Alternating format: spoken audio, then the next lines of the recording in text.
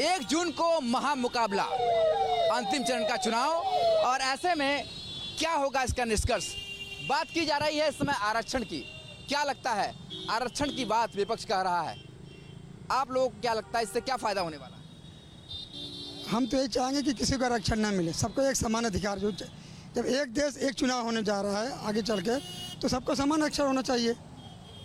विपक्ष ये सिर्फ उनका ढचोला है, बहाना है कि लोगों का कि हाँ मुसलमान के साथ ऐसा हो रहा है, उनके साथ ऐसा हो रहा है। विपक्ष पर कोई मुद्दा नहीं है, विपक्ष धाराशाही हो रही है। आप देखिए जब चुनाव आता है क्या करते हैं, ये मुसलमानों का अफीम नचाता है, अफीम बताते हैं कि बीजेपी आएगी तुम्हें भगा देगी, बीजेपी आएगी पाकिस्तान भगा देगी, बीजेपी आएगी तुम्हारा हक छीन लेगी। पिछले 10 साल से केंद्र में मोदी सरकार है और 7 साल से यूपी में किसी मुसलमान को कुछ नहीं हुआ। सारे मुस्लिम राजी खुशी से रह रहे हैं, अच्छे से रह रहे हैं। जो लोग कहते थे, विपक्ष कहता था धारा 370 हटेगा तो खून की नदियाँ बह जाएंगी।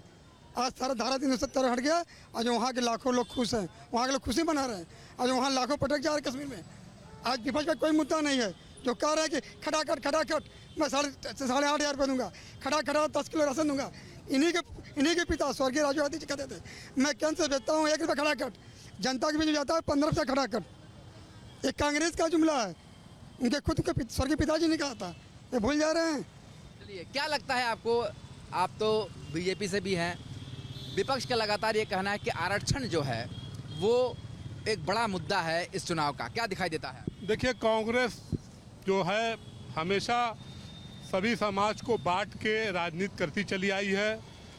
अल्पसंख्यक हो, पिछड़ा हो, एसटी हो, सभी को उसने बांटा। लेकिन हमारे देश के यशस्वी प्रधानमंत्री माननीय नरेंद्र भाई मोदी जी ने एक सामान्य नागरिक कानून पास करके सभी को एक बराबर का दर्जा देने का अधिकार, यह कानून बनाने का काम किया है। माननीय नरेंद्र भाई मोदी जी की जितनी भी तारीफ की जाए वो कम है, क्योंकि पूरे देश में नहीं विदेशों में भी उन्होंने भारत की नाम को, गौरव को बढ़ाया है, गरीबों और बेसहाराओं को सोचा है। ऐसे बहुत सरकार हम लोगों ने देखी है, लेकिन आज तक अनाज किसी को फ्री नहीं मिला। और आवास योजना जो आप देखिए, पूरे भारत के अंदर सबसे ज़्यादा आवास का लाभ उठाने वाले हमारे मुस्लिम समाज के लोग हैं। क्या लगता है कौन किसका हक छीन रहा है, जनता किसको सबक सिखाएगी? मोदी जी तो आप जान ही रहे हैं, कांग्रेस को सबको सबक सिखा रहे हैं। इसलिए मैं आपसे निवेदन करूंगा, मोदी जी हैट्रिक मारने जा रहे हैं, जनता खुद उनको ऐतिहासिक वोटों से यहाँ से जिताने जा रही है। क्या दिखाई दे रहा है, कौन किसका हक छीन रहा है, किसको हक मिलेगा इस बार? देखिए, मोदी जी ने जिस हिसाब से 10 साल से कार्य किया है, तो कांग्रेस और अदर पार्टियां यही कहती हैं कि अल्पसंख्यक मोर्चा का जो है हक छीन रही है, अल्पसंख्यक वालों को नुकसान पहुंचा रही है। पर ऐसा नहीं, इन्होंने जो भी योजनाएं लाई हैं उन सारी योजनाओं में उन्होंने बराबर सबको दिया है। उन्होंने कोई भी ऐसा नहीं किया कि ये आवाज़ हिंदू को मिलना चाहिए, मुसलमान को नहीं मिलना चाहिए, क्रिश्चियन को मिलना चाहिए। बराबर जो भी पात्र था उसको दिया गया, उज्ज्वला गैस सबको दिया गया, लैट्रिन सबको दिया गया और राशन सबको बराबर बांटा गया। तो ये विपक्षी पार्टी ये हमें तोड़ने के लिए, हमें अलग करने के लिए, मोदी जी को किसी भी तरह हराने के लिए ये कई चीज़ें अपनी पेश करी है झूठ फुरा के कि किसी तरह पब्लिक मोदी जी को वोट ना दे। लेकिन ये नहीं होगा। मोदी जी पिछली बार से इस बार कहीं ज़्यादा वोटों से जीतेंगे और फुल बहुमत की सरकार बनाएंगे। क्या दिखाई देता है आपको, इस बार क्या समीकरण होगा? मैंने तो गाने के हिसाब से जो मोदी जी ने 10 वर्षों में काम किए हैं और विदेशों में भी जो उन्होंने काम किए हैं उस विषय में बता रहा हूँ। देश की जनता ने दिल से पुकारा है, 24 में फिर पीएम मोदी हमारा है। मोदी है सबके और सब मोदी के कार्य किए हैं, सब उच्च कोटि के, ऐसा पीएम कोई नजर नहीं आया है। विश्व ने मोदी का डंका बजाया है, हैट्रिक बनाने का मुहूर्त आया है।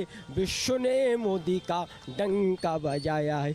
मोदी जी की नीयत और दिल साफ है, देश और विदेश नीति का ये ग्राफ है। मोदी जी की नीयत और दिल साफ है, देश और विदेश नीति का ये ग्राफ है। अब सारा विश्व भारत का सम्मान करता है, मानवीय मूल्यों का आदान प्रदान करता है। अब सारा विश्व भारत का सम्मान करता है, मानवीय मूल्यों का आदान प्रदान करता है। दुनिया में भारत का लोहा मनवाया है, विश्व ने मोदी का डंका बजाया है।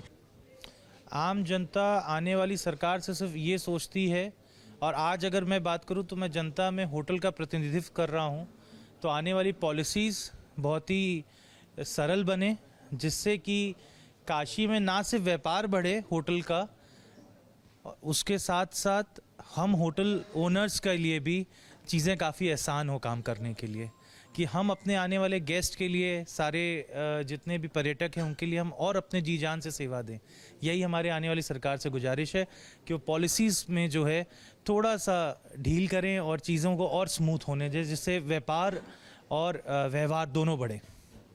इस समय एक मुद्दा है पूरी तरीके से चुनाव में छाया हुआ है, रिजर्वेशन का। आम जनता, आप लोग वोटर हैं, तो क्या सोचते हैं आप लोगों के मन में क्या चलता है इन सारे मुद्दों को लेकर के? रिजर्वेशन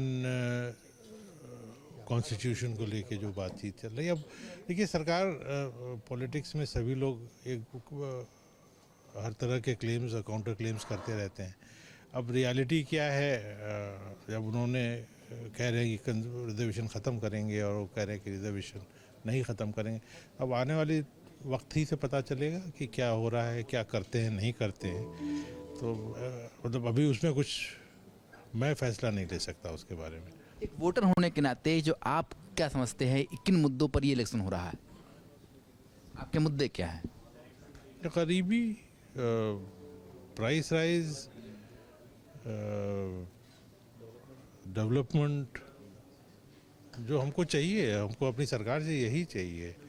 क्या डेवलपमेंट हो रहा है, क्या हमारे लिए क्या कर रहे हैं? भाई हम अपने लिए अपॉइंट कर रहे हैं तो हमारे लिए कर क्या रहे हैं? हमको डेवलपमेंट चाहिए, हमको एजुकेशन चाहिए, हमको हेल्थ केयर चाहिए, हमको अगर ये सब चीज़ें जो देगा उसको हम लाएंगे। बात की जाए, आखिरी चरण का चुनाव है और आखिरी चरण के चुनाव में सियासत पूरी तरीके से गर्म है, सियासतदान अपनी अपनी बातें कर रहे हैं, मगर जो आम वोटर है जो वोट डालने जाएगा उसके मन में क्या चल रहा है इस समय? क्योंकि लगातार आरक्षण की बात हो रही है, लगातार ऐसी बातें हो रही है जिससे कहीं ना कहीं से वोट जो है वो हर एक पार्टी अपने खेमे में करना चाहती है, पर जो वोटर है वो क्या सोच रहा है?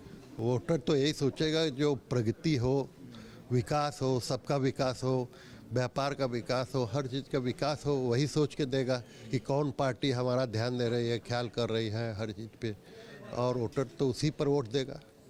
एक तरीके से रिजर्वेशन को लेकर के लगातार बात चली आ रही है कि रिजर्वेशन के नाम पर जो है वोटों को अपनी ओर खींचने का प्रयास है। इसे जैसे आप जैसे लोग जो है, पढ़े लिखे जो लोग जो हैं, वो किस तरीके से देखते हैं? नहीं, पढ़े लिखे लोग रिजर्वेशन पर बहुत ध्यान नहीं देते।